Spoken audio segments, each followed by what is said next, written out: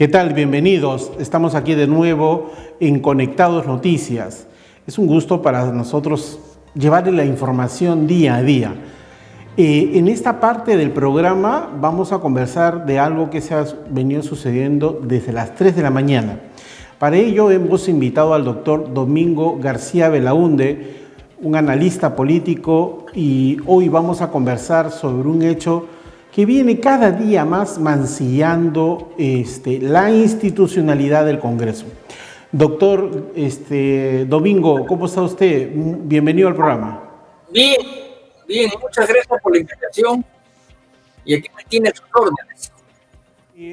Doctor, ya todo el Perú ha tomado en cuenta que el día de hoy a las 3 de la mañana el Grupo Especial de Fiscales y la policía, el Grupo de Operaciones Especiales, ha allanado varios inmuebles y ha detenido preliminarmente por 10 días a un grupo de personas, entre ellos 2 supuestos asesores del congresista Guillermo Bermejo, que pertenecen a esta nueva bancada que se partió de Perú Libre.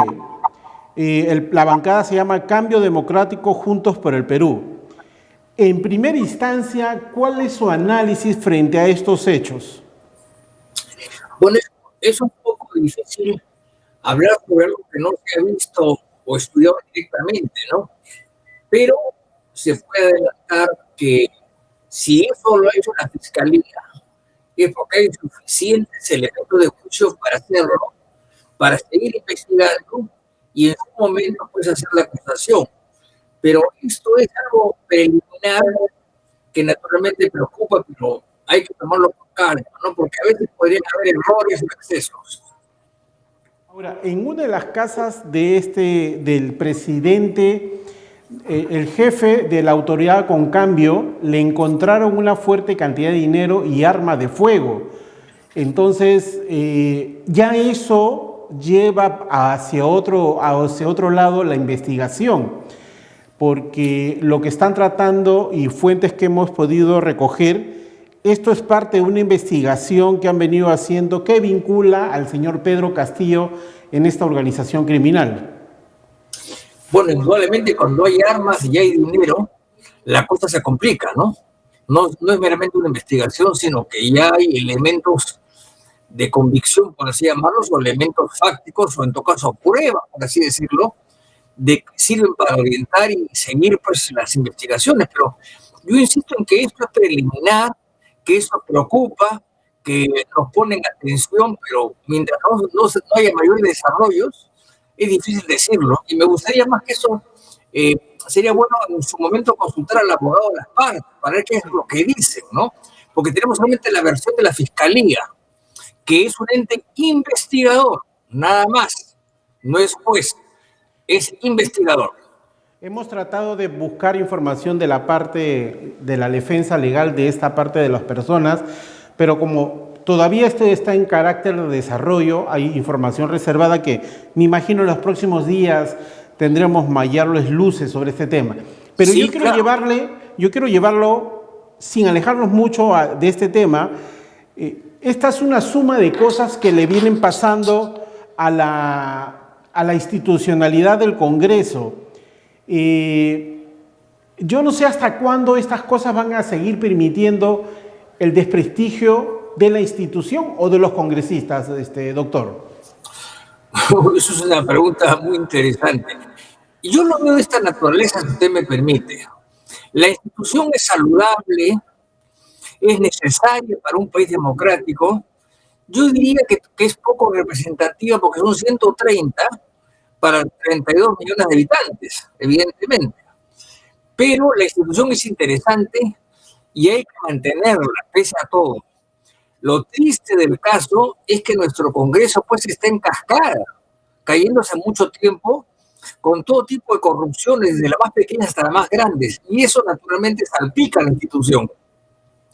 Pero creo que es nuestro deber, como analistas, como estudiosos, inclusive como periodistas, tratar de diferenciar lo que es las personas, ¿no es cierto?, de lo que es la institución en sí misma, que funciona bien en otros países. En los países europeos funciona bien, por ejemplo, en Estados Unidos funciona bien, en Canadá funciona bien, Pero acá pues está mal. ¿Por qué? Por así razones, entre otras, las reglas electorales y, en mi opinión, haber prohibido la reelección de congresistas. Entonces han hecho pues, un tapón de que aquel que tiene 5 años no regresa hasta dentro de un periodo, con lo cual se rompe una continuidad política que hay en todos los países. Esto va de la mano a algo que usted está diciendo muy claro, la falta de experiencia y el debate alturado sobre los temas trascendentes de la reforma política que necesita el país. Si no hay esa experiencia que ha habido por años de congresista, más allá de las personas, ¿qué esperamos de reformas, por ejemplo, en el ámbito electoral para una futura elección? Si los que están ahorita o están investigados o no tienen experiencia, no conocen la vida política, ni siquiera han leído la Constitución, doctor Domingo. Eso es lamentable, pero es la verdad. Ahora bien, ¿qué hacemos? Yo diría que hay varias cosas. Número uno, que hay que eliminar la prohibición de la reelección. Número dos, en mi opinión, hay que aumentar el número de la representación. Número tres, hay que poner filtros para los candidatos. O sea, una persona que tiene pues una sentencia o qué sé yo no puede ser candidato. Eso es obvio, ¿no? O sea, no podemos tener a delincuentes sentados en el Congreso. Se supone que los congresistas es lo mejorcito que hay en la sociedad y que los políticos y los ciudadanos se confíen en ellos. Pero no parece ser eso el caso. O sea, más de la mitad, yo digo un 70%, están enredados en diversas cosas y además con bastante desprestigio porque no saben lo suyo. Lamentablemente no hay una formación para ser político que se había antes. Pero yo hablé con el congresista Pasión Díaz, el que le metió el puñete al otro colega. El delicado. Y él me dice que eso es discriminativo, porque todos los peruanos tienen el derecho a postular y poner requisitos para ser congresista es discriminar a la gente del campo, la gente aymara. ¿Esta tesis es válida? Es falsa, es falsa. Es como le digo a usted, un caso totalmente distinto. Existe en la Constitución y en los tratados internacionales el derecho a la educación, ¿correcto? Veamos lo que es la educación universitaria, que es la educación superior, ¿no? No digamos la primaria y la secundaria, que para mí son básicas, pero la educación superior, que es universitaria, que es distinto. Entonces, todo el mundo tiene derecho a ingresar a una universidad, por supuesto. Todo el mundo tiene derecho de llegar a un centro de estudios superiores y tener un título. Pero para ingresar a la universidad, empezando por la de San Marcos, hay un examen de ingreso. Se presentan como 100.000 candidatos al año y entran en la tercera parte. Eso no es discriminación. Eso es simplemente un control un filtro de idoneidad y de calidad para aquellos que van a ingresar. En ninguna parte del mundo se llama eso discriminación. Esa teoría es absurda realmente, ¿no? Es bueno que vos postulen. O sea, yo tengo derecho a postular, pero no tengo derecho a ser elegido. Eso es lo que hay que tener muy en claro. Entonces, que haya requisitos, enhorabuena, es por el bien de la democracia. Queremos que vayan los mejores, que no tengan juicios, que sean pegalones, que hay un montón por ahí, ¿no es cierto?, que tengan cargas familiares, ese tipo de cosas, que los hay, porque en Perú hay buena gente, pero esa buena gente aparentemente no quiere ir al Congreso. Claro, el problema, y no sé si usted coincide en esta tesis que la voy a desarrollar, si me permite, es que no existen partidos políticos, hoy existen empresas políticas que con la plata que tú tienes compras tu número y tiene garantizado un puesto en el Congreso. ¿Estoy exagerando en este tema? No, se queda usted corto. Mire, mire el caso de Acción Popular, un partido que está cerca mío, aunque yo nunca he estado en el partido, ¿cómo se ha despedazado? ¿Cómo ha caído por mafias, por corrupción y por tonterías? ¿Cómo cayó en eso un partido histórico? No lo entiendo. ¿A qué se debe? No han hecho un buen filtro, no han puesto requisitos, no han formado la clase política como se hacía antes. Y como lo ha hecho toda su vida el APRA y lo hacía el PPC, por ejemplo. Hay que formar a la gente, cualquiera no puede ir al Congreso. Y es increíble, ya que usted menciona el Partido Acción Popular, yo le escuché a la correligionaria suya, Mari Carmen Alba, en una entrevista, que no se conocían los congresistas entre ellos, que era la mayoría de provincia. ¿Cómo es posible que en una plancha electoral de Congreso mínimamente no se conozcan los candidatos. Eso es de espanto. ¿Por qué? Porque si bien todos son de provincias, si tienen carrera política, durante el transcurso del año se han tenido que ver 2 o 3 veces en encuentros, en congresos o en reuniones, como es normal, ¿no es cierto? Eso significa que Acción Popular, pues, desde el punto de vista organizacional, está en el último peldaño. Es una pena, pero es la verdad. Y eso obliga a hacer un severo replanteo a un partido de tanta trayectoria como fue Acción Popular, evidentemente, y como se debe hacer en todos, ¿no? Como se debe hacer en todos. Que no puede llegar, pues, el que pone la plata, eso es evidente, entonces eso es corruptela. El que llega a poner la plata, ¿qué está buscando? Que se la devuelvan en el camino, así de simple, ¿no?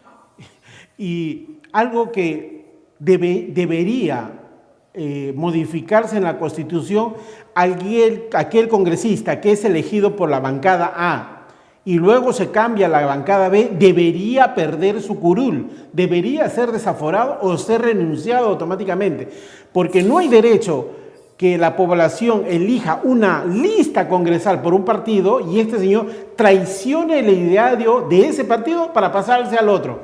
Caso lo que pasó con Johnny Lescano y todo su grupo de congresistas.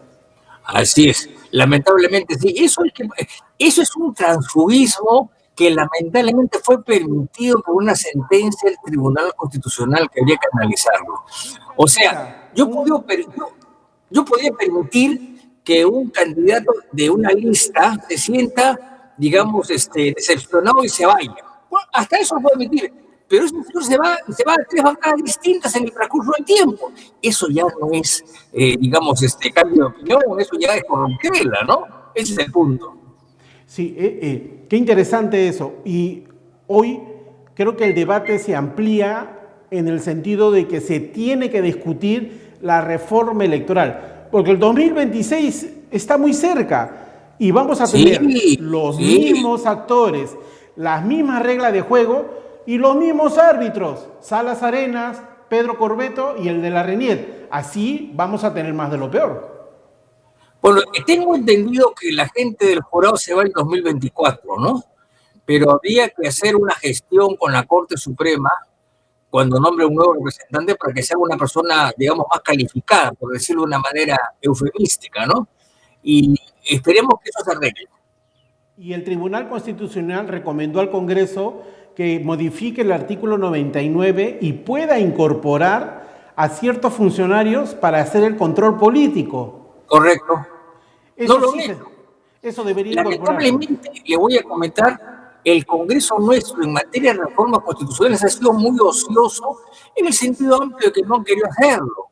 Mire usted, la bicameralidad se aprobó por 86 votos y faltaba un voto. ¿Y sabe usted por qué faltaba ese voto?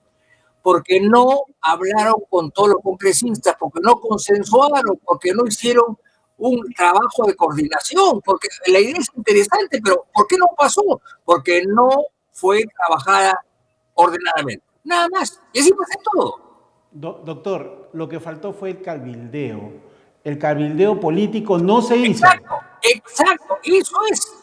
O sea, las reformas se hacen. O sea, ¿cómo es posible que el Congreso se oponga a un bicameralismo que significa ser más gente, entrar más gente y tener más calidad? Eso no tiene sentido. No sé por qué. Porque no les han explicado lo que eso significa, porque no han conciliado con ellos, porque no se han puesto cosas que a otros les interesan, que son legítimas.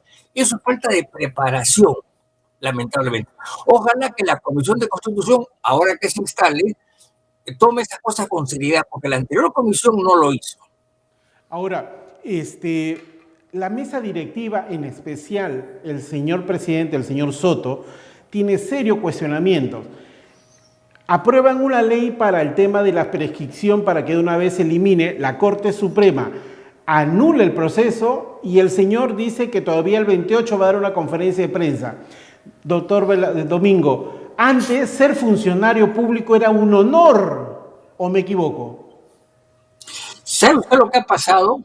Yo tengo la impresión, yo no soy penalista, que la ley no es mala. Lo que es malo es el momento en que la han aprobado y que el señor que la propuso no se haya abstenido en la votación. ¿Me explico? Eso es lo malo. pero y además que se demore hasta el 28, no, en política hay que salir así rápido, al momento, porque la gente no puede esperar por tanto tiempo, ¿no? Además, siendo presidente, puede salir a hablar todos los días o cada 4 días y la gente lo va a recepcionar, evidentemente, ¿no? Los intereses es lo que dice un presidente del Congreso, siempre. Y eso es producto de la falta de experiencia política de los actores de hoy. Hoy, esa famosa referéndum que nos mandó Vizcarra, condicionado a la respuesta, es el resultado de lo que hemos tenido en estos años, doctor Domingo. Pero no le escuché bien, ¿le podría repetir? Le decía de que esto es consecuencia de este famoso referéndum que Vizcarra nos impuso para imponernos, no la reacción a los congresistas, y hoy estamos pagando los resultados. Así es. Mire, yo creo que lo más triste del caso es que yo lo recuerdo muy claramente porque lo anunció en el discurso del 28 de julio del 18 para justamente hacer el referéndum en diciembre. A mí me pareció no solamente un atropello, una cosa desaforada, sino lo que no entendí es cómo la gente vivía encandilada con Vizcarra. Vivían hechizados. Aquí, mire usted, cuando lo vacan a Vizcarra, que es su fruto, porque la gente que él propuso elegir la que lo vacó, ¿quiénes lo apoyaron? El Banco de Crédito, la Sociedad de Industria, la Sociedad de Pesquería, los gremios, las universidades públicas, privadas. O sea, era un dios, los engañó a todos. A mí a las empresas nunca me engañó, siempre me pareció un tipo pernicioso para la política del país, pero a otros los engañó. Ahora, ya ha pasado el tiempo, evidentemente, pero lo que no entiendo es cómo no enmiendan lo malo que hizo. No entiendo. Así es. Y recuerde usted que hoy, si él está libre, es porque colocó esa Junta Nacional de Justicia, que una de sus integrantes, la presidenta, tiene el mandato vencido. Sí. Es ilegal esa Junta Nacional de Justicia. Bueno. Pero ¿me llegó a escuchar? No le he escuchado, discúlpeme, usted me podría repetir porque acá tengo un problema. Le decía que Martín Vizcarra está libre justamente porque él puso esa Junta Nacional de Justicia, que la presidenta tiene el mandato vencido. Eso fue un error, sí. Y además, no sé por qué se le cambiaron el nombre y las atribuciones cuando lo que había fallado no era la entidad, sino la gente. Y resulta que la gente no era tan mala como se suponía. Claro, había casos, ¿no? Pero eso es peor, indudablemente. Por supuesto. Ya ve usted el problema que le están haciendo a la fiscal de la Nación. Sí. Y antes lo hicieron a la presidenta de la Suprema, la doctora Elma Barrio. Entonces, no ha resultado pues con buena gente, ¿no? O sea, lo anterior mejor relativamente, ¿no? Muy bien. Doctor Domingo, muchísimas gracias por estar acá en el programa. Yo espero tenerlo en otra oportunidad para seguir hablando sobre la situación política en nuestro país, ya que usted tiene amplia experiencia y viene de un partido tradicional en la política peruana, que esperemos que recuperen ese honor. Lo escucho muy mal, discúlpeme, lo escucho muy mal. Le decía que espero tenerlo en otra oportunidad, doctor. Pero por supuesto, previa coordinación, con mucho gusto, porque las horas siempre son tiranas. Así es. Un fuerte abrazo, un fuerte abrazo. Muchas gracias, presidente, también, muchas gracias. Regresamos tras la pausa con nuestro siguiente invitado.